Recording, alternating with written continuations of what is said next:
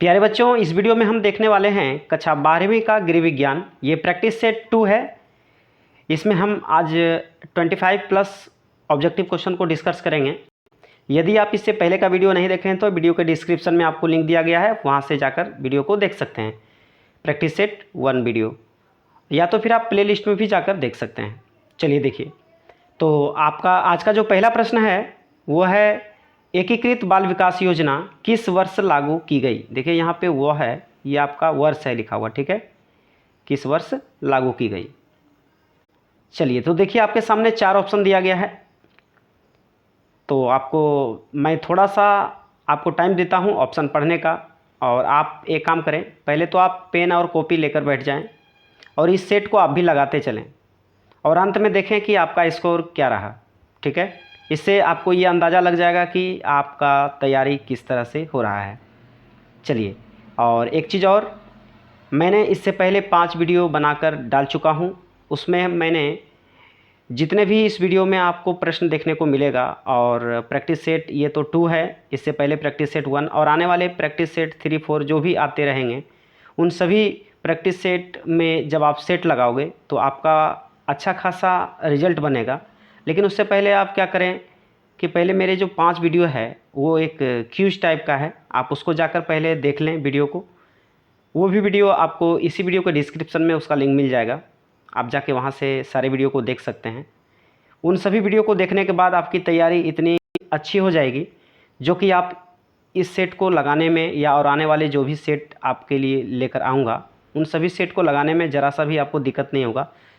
ऐसा आपको लगेगा कि जितने भी प्रश्न आपके सामने हैं वो कहीं ना कहीं आप पहले से जान रखे हो, ठीक है। चलिए, तो प्रश्न आपके सामने था कि एकीकृत बाल विकास योजना किस वर्ष लागू की गई। ऑप्शन आपके सामने है, मैं थोड़ा सा आपको वक्त देता हूँ पढ़ने का। तो देखिए, पहला प्रश्न का जो आंसर होगा वो होगा ऑप्शन डी, 1975 ईस्वी में। आइए अब देखते हैं अगला प्रश्न। अगला प्रश्न आपके सामने है कि फलों एवं सब्जियों के पकने की क्रिया के लिए निम्न में से कौन जिम्मेवार है। ऑप्शन आपके सामने है। चलिए, 4 ऑप्शन दिया गया है, आप ऑप्शन पढ़ें और सही आंसर तक पहुंचने का प्रयास करें। देखिए, इसका सही आंसर होगा ऑप्शन डी, एंजाइम। आइए अब देखते हैं अगला प्रश्न। अगला प्रश्न आपके सामने है कि निम्नलिखित में कौन परिरक्षक पदार्थों के रूप में इस्तेमाल किए जाते हैं। ऑप्शन आपके सामने है। तो इसका करेक्ट आंसर होगा ऑप्शन डी, उपरोक्त सभी। आइए अब देखते हैं अगला प्रश्न। अगला प्रश्न आपके सामने है कि कीवन की क्रिया में भाग लेते हैं। कीवन की क्रिया में कौन भाग लेता है, ये आपको बताना है। तो इसका करेक्ट आंसर होगा ऑप्शन बी, खमीर। आइए अब देखते हैं अगला प्रश्न। अगला प्रश्न आपके सामने है कि स्तनपान आवश्यक है। स्तनपान आवश्यक है, ऑप्शन आपके सामने है। तो इसका करेक्ट आंसर होगा ऑप्शन ए, शिशु तथा माता दोनों के लिए। आइए अब देखते हैं अगला प्रश्न।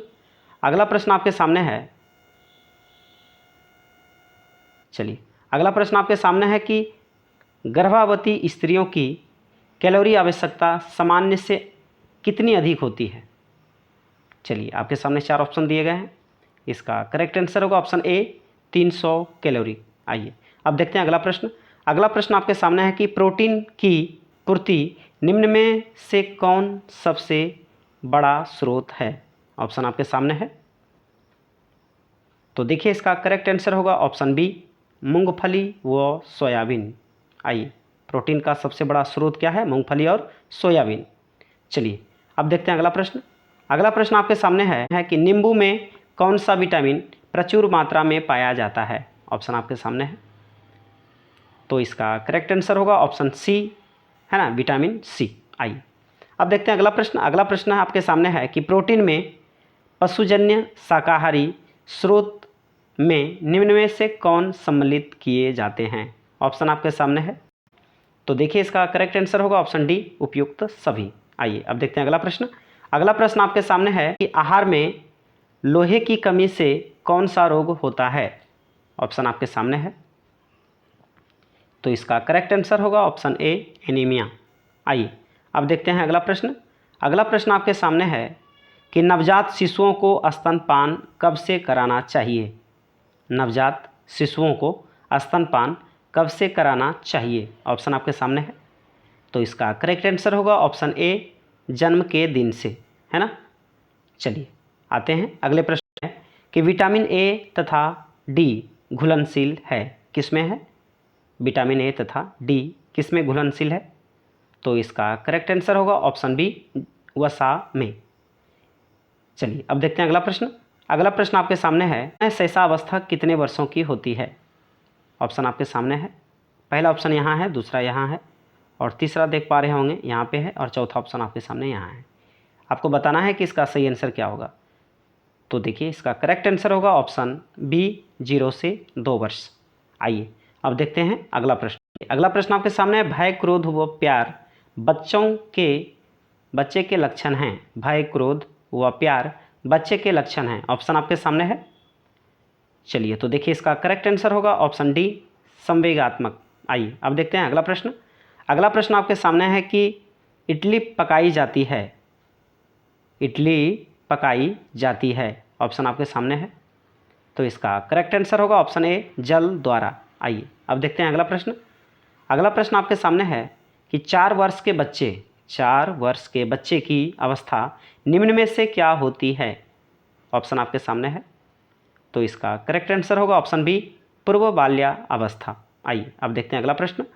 अगला प्रश्न आपके सामने है, 2 वर्ष की आयु से लेकर 6 वर्ष की आयु को कहते हैं। 2 वर्ष से 6 वर्ष की आयु तक को क्या कहते हैं? ऑप्शन आपके सामने है। तो देखिए इसका करेक्ट आंसर होगा ऑप्शन ए, पूर्व बाल्यावस्था। आइए अब देखते हैं अगला प्रश्न। अगला प्रश्न आपके सामने है कि आरामदायक, शीतल तथा स्फूर्तिदायक रंग होता है। ऑप्शन आपके सामने है। तो इसका करेक्ट आंसर होगा ऑप्शन सी, हरा। आइए अब देखते हैं अगला प्रश्न। अगला प्रश्न आपके सामने है कि कुशन का उपयोग होता है। ऑप्शन आपके सामने है। तो इसका करेक्ट आंसर होगा ऑप्शन सी, कुर्सी या सोफे पर सुविधा से बैठने के लिए। ठीक है, चलिए अब आते हैं अगले प्रश्नों पे।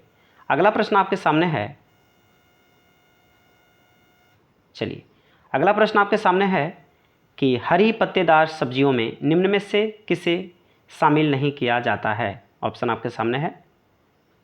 चलिए तो देखिए इसका करेक्ट आंसर होगा ऑप्शन बी, फूल गोभी। चलिए अब आते हैं अगले प्रश्नों पे। अगला प्रश्न आपके सामने है कि भारतीय समाज में विवाह है एक, क्या है? तो इसका करेक्ट आंसर होगा ऑप्शन बी, सामाजिक बंधन। सामाजिक बंधन। आइए अब देखते हैं अगला प्रश्न। अगला प्रश्न आपके सामने है, रोग मुक्त रहने से प्राप्त होता है। रोग मुक्त रहने से प्राप्त होता है। 4 ऑप्शन आपके सामने दिए गए हैं। पहले आप ऑप्शन को ध्यानपूर्वक से पढ़ें और फिर आंसर देने का प्रयास करें। चलिए तो देखिए इसका करेक्ट आंसर होगा ऑप्शन डी, उपरोक्त सभी। आइए अब देखते हैं अगला प्रश्न। अगला प्रश्न आपके सामने है, देखिए अगला प्रश्न है कि निम्न में से किस प्रकार के श्रम करने वाले व्यक्ति को अधिक कैलोरी की आवश्यकता होती है? 4 ऑप्शन आपके सामने दिए हुए हैं। पहले ध्यानपूर्वक से ऑप्शन को पढ़ें और फिर आंसर देने का प्रयास करें। तो देखिए इसका करेक्ट आंसर होगा ऑप्शन सी, कठोर श्रम करने वाले को। आइए अब देखते हैं अगला प्रश्न। अगला प्रश्न आपके सामने है, जंग का धब्बा है। 4 ऑप्शन आपके सामने हैं। चलिए तो देखिए इसका करेक्ट आंसर होगा ऑप्शन बी, खनिज धब्बा। आइए अब देखते हैं अगला प्रश्न। अगला प्रश्न आपके सामने है कि कौन सी रेखा लंबाई की आभासी है? ऑप्शन आपके सामने है। ध्यानपूर्वक से पहले आप ऑप्शन को पढ़ें और आंसर देने का प्रयास करें। तो देखिए इसका करेक्ट आंसर होगा ऑप्शन ए, खड़ी रेखा। आइए अब देखते हैं अगला प्रश्न। अगला प्रश्न आपके सामने है, बीसीजी का टीका किससे संबंधित है? ऑप्शन आपके सामने है। तो देखिए इसका करेक्ट आंसर होगा ऑप्शन डी, चेचक। आइए अब देखते हैं अगला प्रश्न।